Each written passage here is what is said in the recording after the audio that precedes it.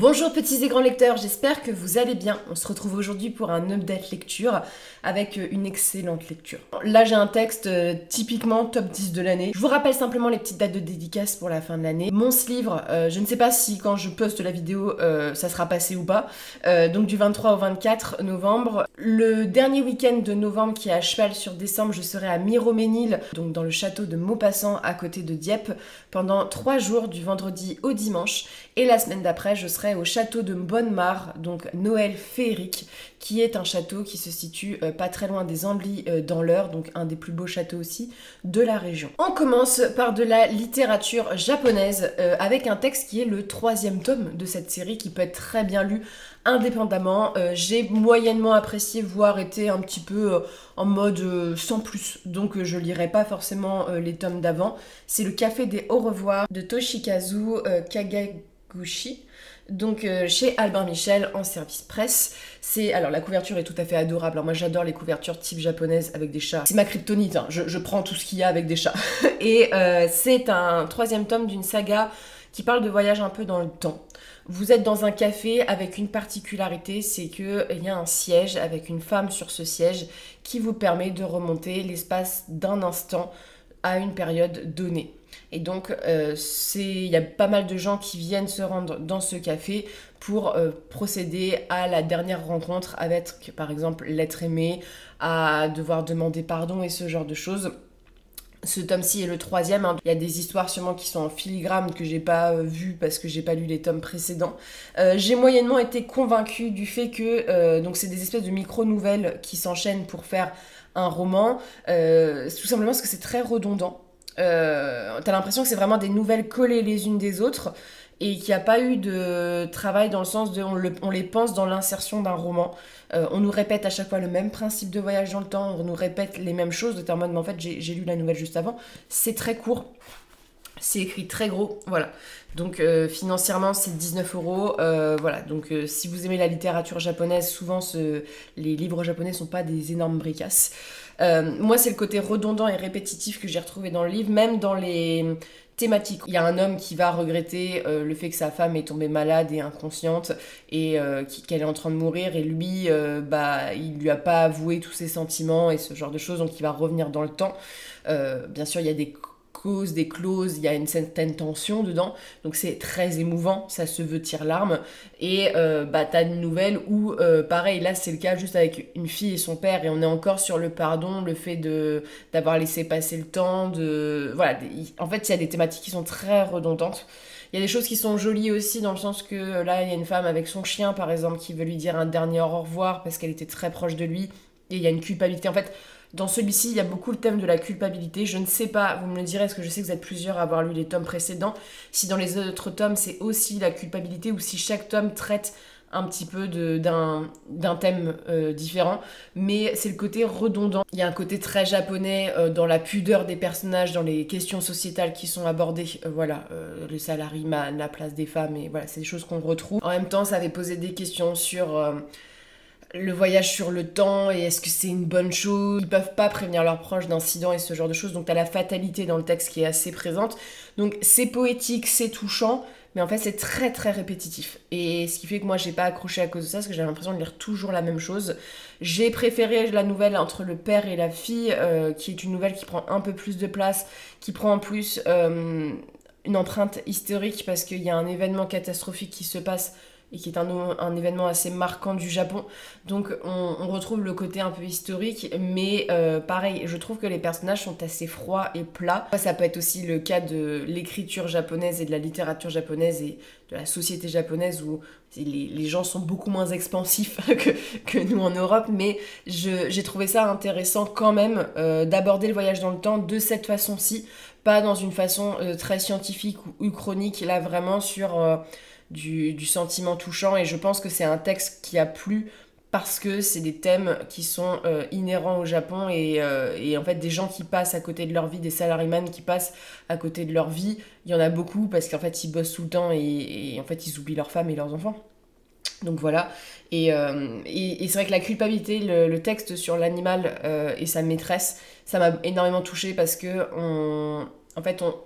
ça parle aussi du fait que nous en tant que personnes, on intériorise une culpabilité, on pense des choses qui sont loin de la réalité et on a toujours notre façon de penser, notre façon de déduire des choses et la personne en face, elle déduit pas forcément les mêmes choses et ça crée des quiproquos et ça peut détruire des vies.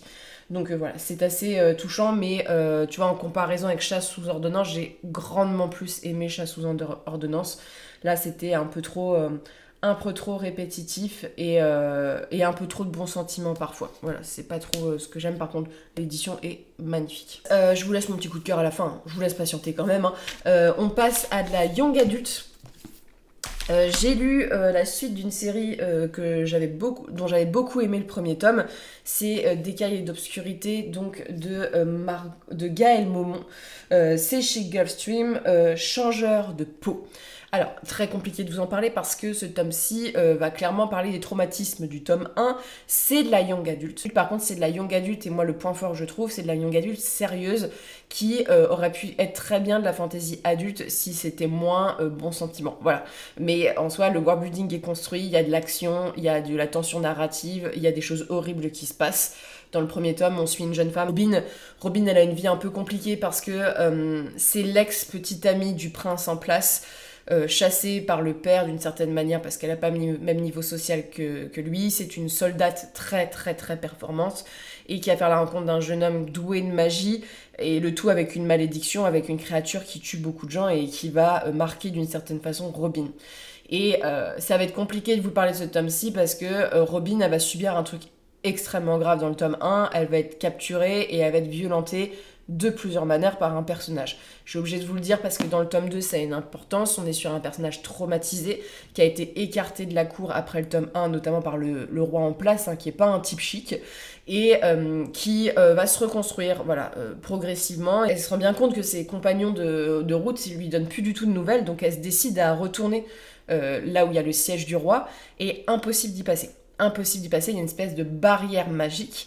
Les dragons, même les dragonniers, n'arrivent pas à envoyer leurs dragons sauver le roi et tout. Et Robin, elle a une particularité, parce qu'elle vient du Nil et on apprend tout son passé, c'est ce qui a été très chouette dans ce tome-ci. Elle a la capacité de ne pas être sujette à la magie. La magie n'a aucune possibilité d'affecter son corps, donc elle arrive à traverser et va essayer de sauver le roi et tout le monde. Et notamment va retrouver ce jeune homme qui est une sorte de magicien. J'aime bien le portrait du personnage masculin parce que il est brave, mais c'est loin d'être un stéréotype sur pattes de masculin, donc ça fait plaisir. Mais voilà, donc c'est une quête de sauvetage, de prise d'otage et ce genre de choses. Et donc c'est un texte qui parle des traumatismes de Robin qui doit se reconstruire. En parallèle, elle va apprendre beaucoup de choses sur son passé et il y a des révélations de malade dans le texte. C'est-à-dire que j'étais en mode... What the fuck, on m'a menti pendant toute cette page. Donc j'ai beaucoup aimé les rebondissements. Voilà, j'ai trouvé que c'était bien construit, qu'on les voyait pas. On apprend pas mal de choses. On a beaucoup de parallèles avec certaines inspirations que j'aime bien. Une scène finale superbe, combat final superbe, ça arrache des larmes, voilà. Le truc, c'est qu'il y a une espèce de... Comment dire ? Une espèce de prophétie, et donc il y a beaucoup de choses qui sont prévisibles. Ça, c'est un peu dommage. Genre, j'aurais préféré qu'il n'y ait pas d'histoire de prophétie et qu'on soit un peu plus dans la surprise. Le simple truc, c'est que c'est un tome 2. Et donc, c'est un peu les problèmes d'un tome 2, c'est que c'est assez lent à se mettre en place. Autant le tome 1, c'était palpitant, t'avais une vraie aventure et tout. Là, tu vois qu'on met les transitions de genre, il y a une prise d'otage, Robin découvre un peu son passé, machin, elle a des traumatismes, elle va affronter des trucs, et il y a une scène finale où il y a le grand méchant qui est développé, que je trouve pertinent et assez loin de ce qu'on peut voir. Et en plus, c'est un méchant auquel on peut s'identifier aussi d'une certaine manière, parce que c'est un méchant qui a subi une grande injustice. Et très très hâte de voir ce que ça va donner dans le tome 3. Mais c'est vrai qu'au fur et à mesure de ma lecture, j'étais en mode... elle démarre un peu quand l'histoire ? Parce que j'étais en mode... parce que je trouvais ça assez plat en termes d'aventure par rapport à un tome 1 qui avait été palpitant. Il y a la construction romantique qui est assez intéressante et assez aboutie. En fait, ce que je trouve de pas young adulte, c'est que la manière d'aborder les relations, en fait, la manière dont écrit le texte est assez loin des clichés de YA et beaucoup plus proche des clichés de fantasy adulte, mais avec ce côté un peu jeunesse et violence sans l'être trop. Les personnages sont jeunes adultes et que même dans les combats, ça aurait pu être beaucoup plus épique et violent. On reste sur quelque chose d'assez acceptable pour un lectorat de 15 ans. Mais je pense que c'est un texte, et je l'avais déjà dit pour le tome 1, qui est une très bonne transition entre la YA et la fantasy adulte. Il y a beaucoup d'inspirations de thématiques qui sont liées moi je trouve un petit peu aux Celtes et tout, dans la manière de faire, voilà, sur une île particulière. Et c'est vrai que c'est très révélation, on va t'expliquer tout le passé, on va t'expliquer les choses, donc pour certaines personnes ça peut être un peu long, un peu plat, t'as vraiment des moments où t'es en mode... on rame un peu. Au niveau du personnage de Robin, je trouvais que c'était un personnage qui était assez différent des autres personnages féminins que j'avais pu lire en YA. Là, elle rentre un peu plus par contre dans les clichés de en fait, je suis une élue et j'ai des faiblesses. Parce que Robin, dans le tome 1, personne ne la fait chier, hein, elle combat et tout. C'est un peu une Rambo et là, elle tombe un peu dans le cliché du personnage féminin principal, mais elle en reste pas, elle est pas détestable du tout. Pareil, alors ce qui est assez étonnant, c'est que, bon, donc il y a un espèce de triangle amoureux sans être un triangle amoureux. Autant dans le tome 1, on parlait pas mal de certains personnages, il y a des personnages qui sont totalement mis sur le côté. Et on développe bien plus la relation entre les deux, quitte à mettre sur le côté un autre personnage, en mode, bah en fait, il fait quoi lui pendant ce temps-là? On comprend pas trop. Bon, c'est toujours un superbe objet livre, hein, je trouve. Donc Stream, pour moi, c'est un des meilleurs éditeurs de YA, voilà, avec vraiment une démarche esthétique assez particulière. Tome de transition, voilà. J'ai préféré le tome 1, sincèrement, parce que j'ai trouvé plus palpitant, plus travaillé et tout. Mais j'attends le tome 3 parce que là, il y a vraiment des choses qui se passent dans la fin de celui-ci, où ça lance l'histoire, où t'es en mode, ok, on va là-dessus. Le tome 3 va être beaucoup plus palpitant, je pense, et beaucoup plus dans l'action. Donc voilà, c'est le problème des trilogies, hein. C'est rare que les tomes 2 soient de très bonne qualité, malheureusement. C'est souvent des points de bascule avec les tomes 3. Ensuite, et enfin, alors là, il faut que je vous parle d'un texte que j'ai adoré. J'ai adoré. Serviteur des Enfers de Aliette de Bodard. Alors, tome unique chez Memnos. Alors, tome unique, il y a d'autres tomes qui ont été écrits par Aliette de Bodard avec le personnage principal, mais l'histoire est conclusive. On suit donc de la fantaisie aztèque. Moi, j'étais tout à fait contente de lire quelque chose que je n'avais pas l'habitude de lire. Aliette de Bodard, j'avais déjà découvert son travail chez Fleuve il y a quelques années quand je bossais chez Fleuve avec un livre sur de l'imaginaire biblique. Voilà, les récits bibliques et tout, c'est pas ce qui me hype le plus. Et c'est vrai que j'étais en mode, bon, je vais retester Aliette de Bodard, sachant que cette autrice, qui est française mais qui écrit en anglais, est une autrice extrêmement primée, hein. C'est quelqu'un qui, dans le paysage de l'imaginaire, a écrit beaucoup de choses et beaucoup de choses très estimées. On va se remettre le pied à l'étrier et ça a été une excellente lecture, franchement. C'est l'histoire, alors parce que je vais pas vous prononcer les noms en aztèque, hein, parce que voilà, c'est compliqué à prononcer. Vous êtes dans l'ancienne Mexico.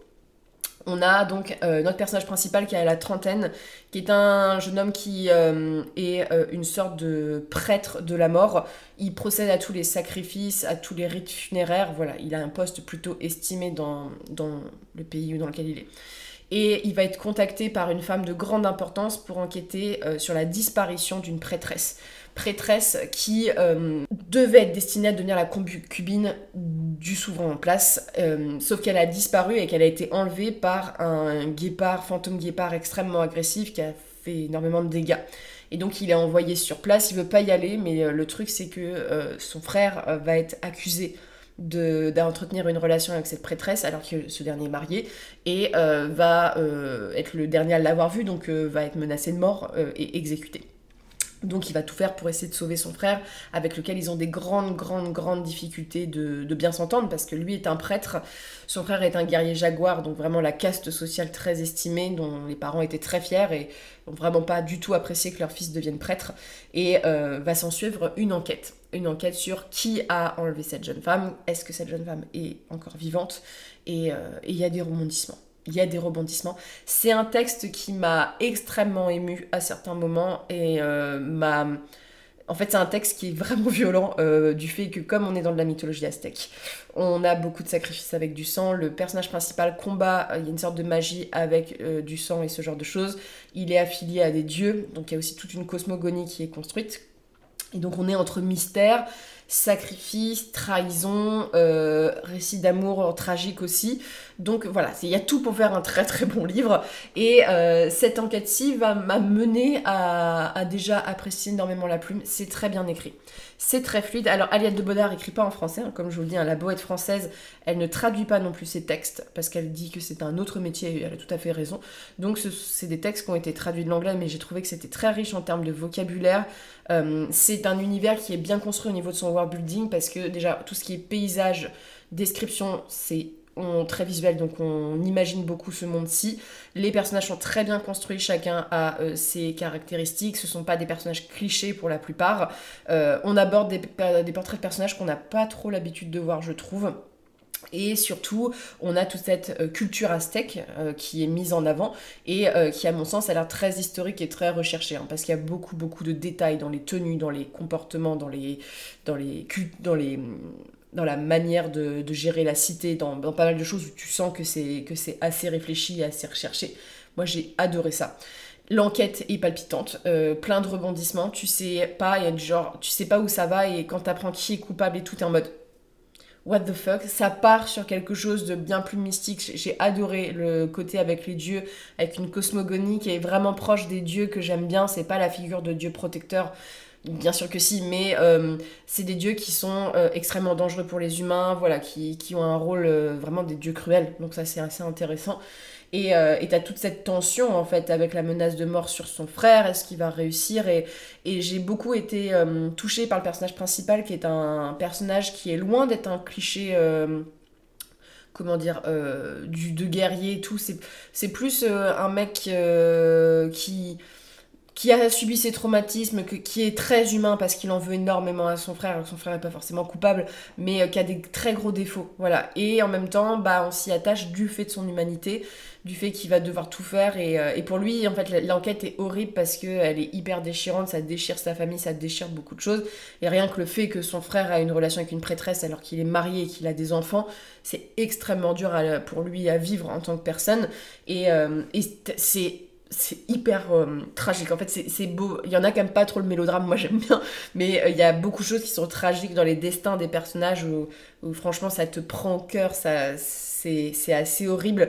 Et les personnages féminins sont hyper badass dans le texte, soit ont des rôles de personnages très puissants dans la cité, soit sont des personnages qui sont capables de faire des actes, voilà, ils sont pas restés à la maison à rien faire, notamment un des personnages puissant parce qu'il y a de la magie et tout, hein, il y a un système de magie hyper intéressant, et sont des personnages féminins, voilà, qui sont très très cool, et en même temps les personnages masculins sont pas là à attendre d'être sauvés non plus. Voilà, il y a vraiment une représentation. Et bien sûr, ce que j'ai aimé aussi, et je pense que c'est du fait qu'Aliette de Bodard est une femme, c'est que les personnages féminins, on va dénoncer beaucoup de sexisme aussi dans cette société-ci, par le fait que, notamment par exemple, la prêtresse était connue pour être une jeune femme très séductrice.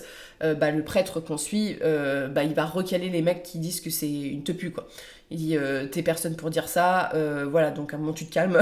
Donc j'ai apprécié ce côté-ci, et c'est vraiment une fantaisie historique très... En fait, ce qui est bien, c'est que c'est très riche en world building, et en même temps, c'est palpitant. En fait, le world building et l'histoire se mêlent bien.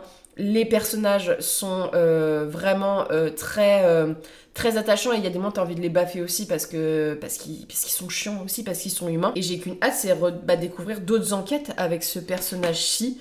Un texte qui est là non plus pour répondre aux attentes du lecteur et à ce qu'il y a un happy ending et ce genre de choses. C'est vraiment, c'est la culture aztèque dans sa cruauté, dans les sacrifices. On parle quand même de sacrifices humains, on parle de violences faites à beaucoup de gens, voilà, et les esprits, parce qu'il y a des fantômes, des esprits qui fonctionnent, sont des esprits meurtriers, très violents. Les dieux sont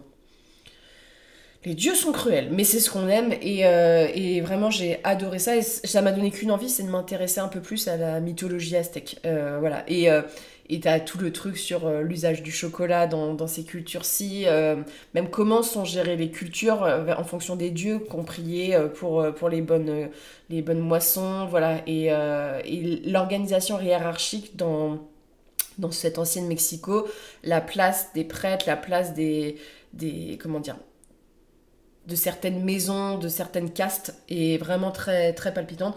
J'ai pas de points forcément négatifs, parce que là, on est proche du coup de cœur, au point que ça m'a foutu une panne de lecture. Je l'ai lu quasiment d'une traite, j'ai été embarquée. En fait, c'est tout ce que j'aime. C'est tout ce que j'aime. Et si vous êtes un lecteur d'imaginaire qui est un peu saoulé de lire tout le temps la même chose, là, vous avez une mythologie totalement différente. Vous avez une enquête policière, vous avez des personnages, je trouve, qui sont très nuancés, une esthétique et une ambiance très réussies. Et quand ça y va, genre les scènes d'action, moi je trouve qu'elles sont assez palpitantes et bien réussies, sans être trop Michael Bay avec des explosions autour. Ouais, je trouve que c'est assez réaliste aussi. Et tout en ayant cette mention de magie. Et le personnage principal, moi je l'aime plutôt bien. Il est bourré en même temps de préjugés sur lui-même, sur sa famille. Et lui, il a pas envie de quitter son truc tranquille de prêtre, quoi. L'enquêter, ça l'emmerde profondément, quoi. Mais il y va quand même parce qu'il est bien obligé. Et vraiment, c'est très chouette, intéressant. Mais il me semble qu'il y a d'autres enquêtes, alors qui se situent pas du tout avec les mêmes personnages et tout. Mais si même Nos publie d'autres choses dans cet univers-ci, je suis partante. Voilà, je suis partante. Sur ce, je vous souhaite de très bonnes lectures, une très bonne journée. N'hésitez pas à venir si vous avez lu ces livres. Sincèrement, Serviteur des Enfers, lancez-vous-y. Alors, n'y allez pas avec des attentes énormes. Mais moi, j'ai trouvé ça rafraîchissant et ça m'a fait du bien de lire quelque chose qui me change de mes lectures habituelles, notamment parce que la plume est très bonne et que le côté enquête, palpitant et tout, on s'ennuie pas du tout dans la lecture. Je trouve que vraiment, ça m'a happé directement. Et je vous souhaite une très bonne journée.